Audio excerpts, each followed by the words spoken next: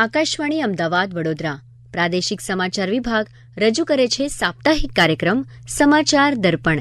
આજના અંકમાં રાષ્ટ્રીય એકતાની ભાવના કેળવવા દેશ સહિત રાજ્યભરમાં હર ઘર તિરંગા અભિયાનનો પ્રારંભ, ઠેર ઠેર તિરંગા યાત્રાનું આયોજન.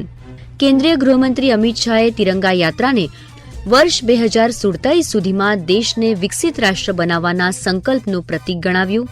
દેશભક્તિના રંગે રંગાયું સુરત શહેરમાં યોજાઈ 2 કિલોમીટરની ભવ્ય તિરંગા યાત્રા. કેન્દ્રીય મંત્રી મનસુખ માંડવિયાએ વિકસિત ભારતના નિર્માણમાં યુવાનોની મુખ્ય જવાબદારી હોવાનું જણાવ્યું. અમદાવાદમાં યુવા પરિષદ સંબોધી. રાજ્યભરમાં રાષ્ટ્રીય અવકાશ દિવસ નિમિત્તે વિશેષ ઉજવણીનો પ્રારંભ અને રક્ષાબંધન પર્વ નિમિત્તે કચ્છ જિલ્લામાં ગોબર રાખડીની પહેલને વ્યાપક આવકાર.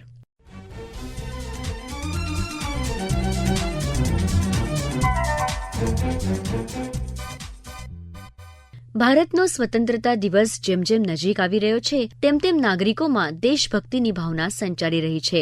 સમાજમાં રાષ્ટ્રભાવના કેળવાય તે હેતુથી પ્રધાનમંત્રી નરેન્દ્ર મોદીએ દર વર્ષની જેમ આ વર્ષે પણ હર ઘર તિરંગા અભિયાનનો પ્રારંભ કરાવ્યો છે અને નાગરિકોને પોતાના ઘર કાર્યાલય પર રાષ્ટ્રધ્વજ ફરકાવવા અપીલ કરી છે.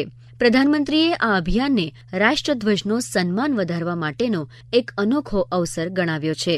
પ્રધાનમંત્રીએ આ વર્ષે પણ લોકોને ઉત્સાહ અને ઉમંગ સાથે હર ઘર તિરંગા અભિયાનમાં ભાગ લેવા અપીલ કરી છે.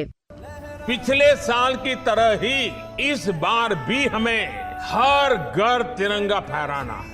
हर घर तिरंगा, हर दिल तिरंगा, हर मन तिरंगा, हर मकसद तिरंगा, हर सपना तिरंगा, हर संकल्प तिरंगा.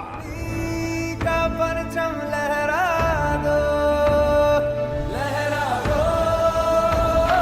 लहरा दो, सरकशी का परचम लहरा दो, गर्दिश में फिर अपनी सरजमीं का परचम लहरा दो.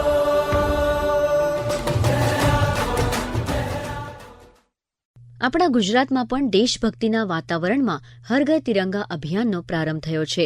સૌ કોઈ પોતાના ઘર કાર્યાલય પર તિરંગો ફરકાવી રાષ્ટ્રભક્તિની લાગણી અનુભવી રહ્યા છે. આ અભિયાનના ભાગરૂપે દેશના ગૌરવ સમાન આપણા રાષ્ટ્રધ્વજના સન્માન માટે ઠેર ઠેર તિરંગા યાત્રા યોજાઈ રહી છે, જેમાં વિશાળ સંખ્યામાં લોકો ભાગ લઈ દેશની આઝાદી, ગૌરવશાળી વારસો અને સ્વાભિમાનની ઉજવણી કરતા જોવા મળી રહ્યા છે.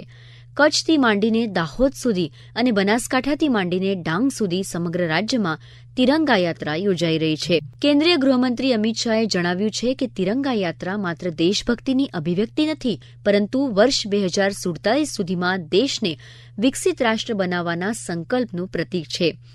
અમદાવાદમાં તિરંગા યાત્રાનો પ્રારંભ કરાવતા કેન્દ્રીય મંત્રી અમિત શાહે આ યાત્રાને દેશનું ગૌરવ ગણાવી હતી.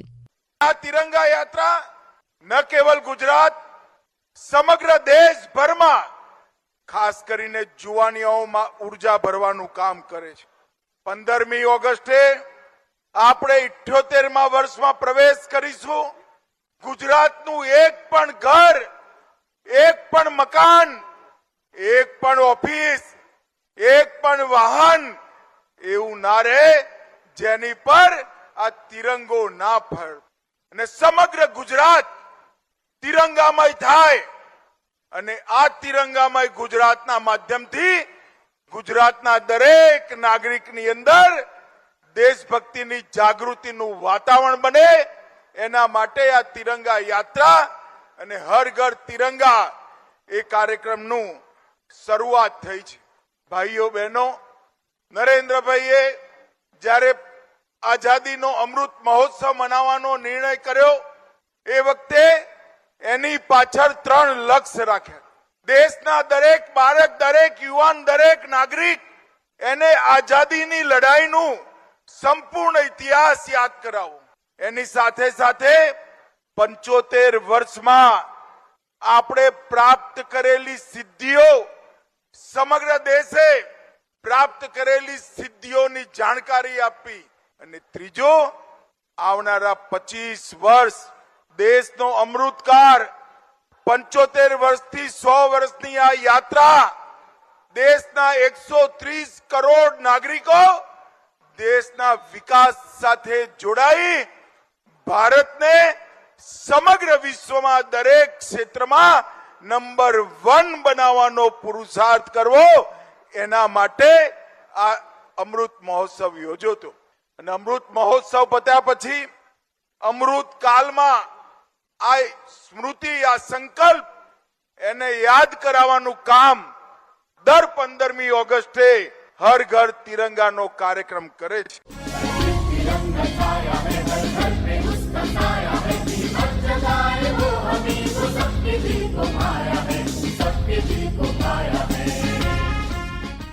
કોઈ પણ તહેવાર હોય તેમાં સુરતીઓ હંમેશા જુસ્સાથી ભાગ લેતા હોય છે.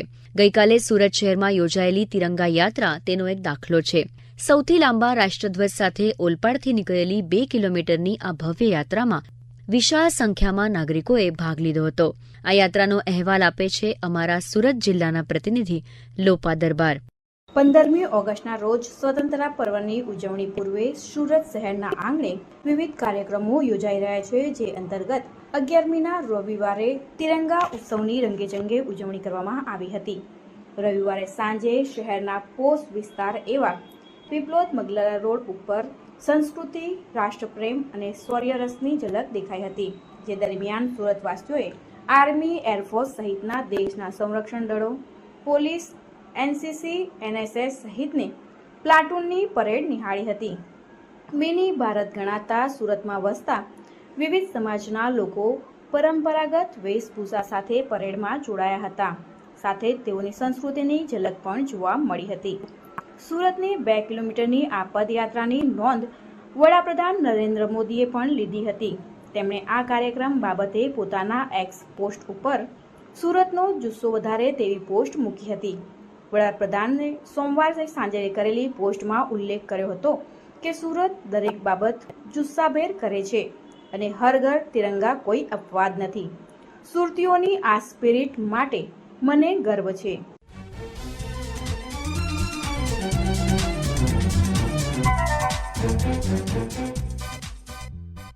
દેવભૂમિ દ્વારકા જિલ્લામાં હર ઘર તિરંગા અભિયાનની અનેરી ઉજવણી થઈ રહી છે. દ્વારકાધીશ મંદિરથી લઈને દરિયાઈ સીમા નજીક આવેલા નાના ટાપુઓ પર પણ દરિયાની વચ્ચોવચ્ચ તિરંગા યાત્રા યોજાઈ રહી છે.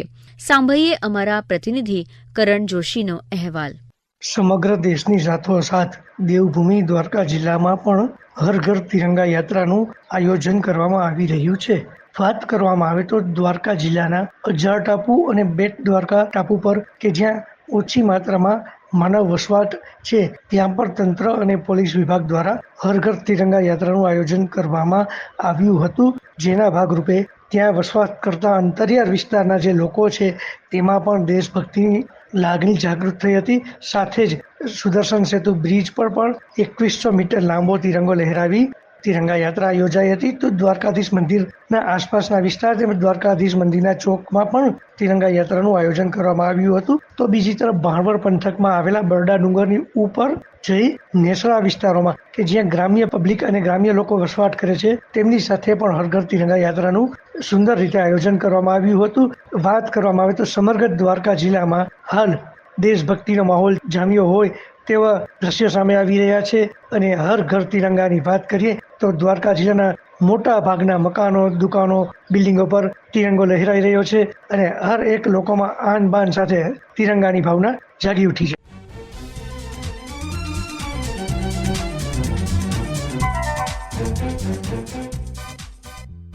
ભારત દેશ યુવાનોનો દેશ છે.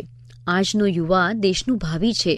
અમદાવાદમાં યોજાયેલી ઇમ્પેક્ટ વિથ યુથ પરિષદમાં યુવાનોને સંબોધતા કેન્દ્રીય રમતગમત મંત્રી મનસુખ માંડવિયાએ દેશને વિકસિત રાષ્ટ્ર બનાવવામાં યુવાનોની વિશેષ જવાબદારી હોવાનું જણાવ્યું હતું.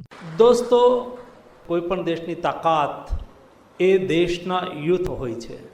દુનિયામાં સૌથી વધારે યુવા કોઈ દેશની અંદર રહેતા હોય તો એ દેશનું નામ ભારત છે દોસ્તો. અને જ્યારે આટલી મોટી સંખ્યાની અંદર આ દેશની શક્તિરૂપી યુથનો સાથ આ દેશની સાથે છે, ત્યારે આ શક્તિનો ઉપયોગ કરીને આપણે વિકસિત ભારતનું સ્વપ્ન સાકાર કરવા જઈ રહ્યા છીએ. મોદીજીએ કહ્યું છે કે જ્યારે દેશ આઝાદીનું શતાબ્દી વર્ષ ઉજવતો હોય ત્યારે યાની કે 2047માં 2047ની અંદર દેશની આઝાદીના 100 વર્ષ થયા હોય ત્યારે આપણે ભારતને વિકસિત કરવું છે. આ વિકસિત ભારત બનાવવાની જવાબદારી કોની? તો મોદીજીએ કહ્યું કે એક સરકાર પ્રયાસ કરે, દેશના પ્રધાનમંત્રી તરીકે મોદીજી એકલા પ્રયાસ કરે જે નહીં. મોદીજીએ કહ્યું કે આ દેશ 140 કરોડની જનતાનો છે. આપણા બધા લોકોની સામૂહિક જવાબદારી છે આપણે દેશને વિકસિત બનાવીએ. અને જ્યારે દેશને વિકસિત બનાવવાની સામૂહિક જવાબદારી હોય ત્યારે હું માનું છું કે યુવાઓની વિશેષ જવાબદારી છે. અને વિશેષ જવાબદારી અદા કરવા માટે જરૂરી નથી કે કોઈ સરકારમાં હોય તો જ દેશને વિકસિત બનાવવામાં વધારે ઉપયોગી થઈ શકે છે. નહીં, દેશનો દરેક નાગરિક, દરેક યુવાન એ સંકલ્પબદ્ધ થાય કે મારે મારા દેશને 2047ની અંદર વિકસિત બનાવવો છે, ડેવલપ્ડ કન્ટ્રી બનાવવો છે.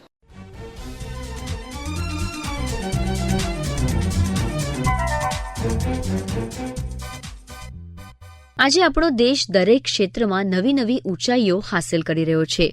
અવકાશ ક્ષેત્રે તો ભારતે નવો ઇતિહાસ લખ્યો છે. ચંદ્રની દક્ષિણ સપાટીએ પહોંચનાર ભારત વિશ્વનો પહેલો દેશ બન્યો છે. ચંદ્રયાન 3ની આ અસાધારણ સિદ્ધિને ઉજાગર કરવા 23મી ઓગસ્ટે રાષ્ટ્રીય અવકાશ દિવસની ઉજવણી કરવામાં આવે છે. Gujarat council of science and ટેકનોલોજીના સલાહકાર નરોત્તમ સાહુએ જણાવ્યું કે અવકાશ ક્ષેત્રના પિતામહ તરીકે જાણીતા વિક્રમ સારાભાઈની જન્મજયંતિ 12મી ઓગસ્ટથી 23મી ઓગસ્ટ સુધી રાજ્યભરમાં રાષ્ટ્રીય અવકાશ દિવસ નિમિત્તે વિવિધ કાર્યક્રમો યોજાઈ રહ્યા છે. ये साल 2024 पहला नेशनल स्पेस डे होगा. इसी बीच में भी इसरो का काफी मिशन सक्सेसफुल लॉन्च करके हमारा हौसला को और बढ़ाया है. Gujarat council on science and technology जो गुजरात सरकार का department of science and technology के अंतर्गत काम कर रहे हैं, ये सारा स्टेट में इनफैक्ट सारा देश में प्रोग्राम को सेलिब्रेट करने के लिए बहुत ही व्यापक तैयार किया हुआ है. આ દરમિયાન બાળકો અને વિદ્યાર્થીઓ માટે યોજાનારી વિવિધ પ્રવૃત્તિઓ અંગે માહિતી આપતા તેમણે આ મુજબ જણાવ્યું. और इसमें हमारा सारा 33 डिस्ट्रिक्ट, चारों regional science centre, science city, इसके साथ हम लोग लगभग 1.5 लाख स्टूडेंट इसमें डायरेक्टली पार्टिसिपेट कर रहे हैं. इसमें अलग अलग दिन में हमारा स्पेस साइंटिस्ट जो है, इसरो का साइंटिस्ट है, इनके साथ इंटरेक्शन होता है. इसमें कैसे रॉकेट बनाना है, कैसे रॉकेट में पेपर ऑरिगेमी के साथ इनका छोटा छोटा बच्चों का कुतूहल को आगे बढ़ाना है. स्पेस रिलेटेड में हमारा सक्सेस स्टोरी का फिल्म स्टोरी है. रात में स्काई ऑब्जर्वेशन करना ही है. एंड काफी इसमें मॉडल मेकिंग कंपटीशन है, rocket making through solid fuel करना ही है. इस तरीके का क्विज है, पेंटिंग कंपटीशन है बच्चे लोगों के लिए. तो इस तरीके से काफी के प्रोग्राम हमारा हो रहे हैं. इनफैक्ट 19 तारीख को जो होगा हमारा फुल मून नाइट, पूर्णिमा रात जो होंगे, वो भी एक वंडर है जो कि वहाँ पे ब्लू मून हो जाएगा एंड वो हमारा पृथ्वी का करीब आ जाएगा. तो इसको सुपर मून करा के हम लोग बोलेंगे. तो इसी तरीके से अलग अलग जानकारी प्रोजेक्ट के माध्यम से, फिल्म के माध्यम से, इसरो साइंटिस्ट का डायरेक्ट इंटरेक्शन के माध्यम से ये सारा चीज हम लोग अलग अलग डिस्ट्रिक्ट में, अलग अलग इंस्टीट्यूट में हम लोग कर रहे हैं.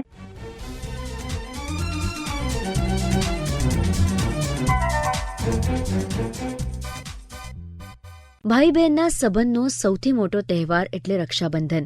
જેમ જેમ આ તહેવાર નજીક આવી રહ્યો છે તેમ તેમ બજારોમાં અવનવી રાખડીઓ ખરીદવા બહેનોની ભીડ ઉમટી પડી રહી છે. કચ્છ જિલ્લામાં આ વખતે ગોબરથી બનાવેલી રાખડીઓ આકર્ષણનું કેન્દ્ર બની છે.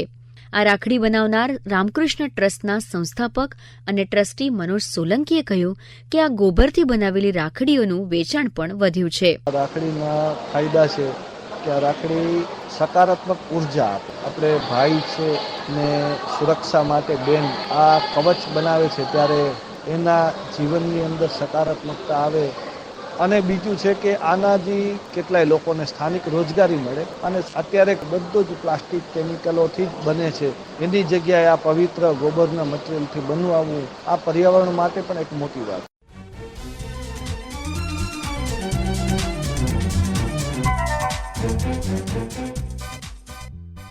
આ સાથે સમાચાર દર્પણ કાર્યક્રમનો આજનો અંક પૂર્ણ થયો.